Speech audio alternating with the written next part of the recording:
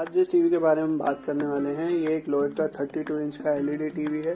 जो आप इसके बोर्ड की कंडीशन देख पा रहे हैं, ये तो आप देख ही रहे हैं। ये ऑलरेडी 6 महीने से ज़्यादा टाइम हो गया इस टीवी को बंद हुए और आप इसकी कंडीशन देख भी पा रहे हैं। जिसके अंदर की पैनल जो लगा हुआ है वो मैं आपको दिखाना चाहूँगा। यहाँ पे HV 320 इसके अंदर BOE का 32 इंच का पैनल लगा हुआ है।